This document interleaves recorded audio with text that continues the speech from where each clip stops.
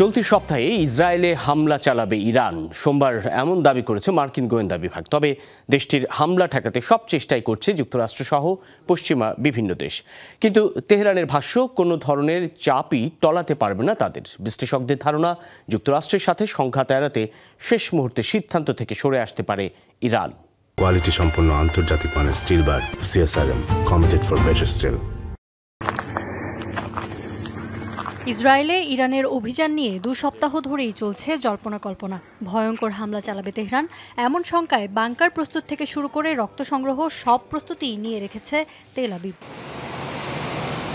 2 সপ্তাহে বেশ কয়েকবার হামলার সম্ভাব্য তারিখ দিয়েছে ইসরায়েল ও যুক্তরাষ্ট্রের গোয়েন্দা বিভাগ। এই ইস্যুতে আবারও নতুন তথ্য দিল দেশ দুটি। মার্কিন গোয়েন্দা সংস্থার প্রতিবেদন অনুযায়ী চলতি সপ্তাহেই তেল আবিবে আসতে যাচ্ছে বড় আঘাত। তবে বিস্তারিত কোনো তথ্য দেয়নি ওয়াশিংটন।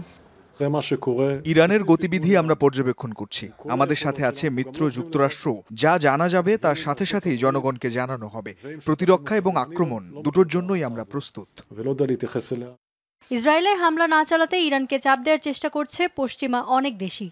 এরই মধ্যে পেজেশকিয়ানের সাথে ফোনে কথা বলেছেন জার্মান চ্যান্সেলর ওলাফ শোলস এবং যুক্তরাষ্ট্রের প্রধানমন্ত্রী কেইর স্টারমার। তবে সাফ জানিয়েছে ইরান, যে কোনো আগ্রাসনের জবাব দেওয়ার অধিকার আছে তাদের।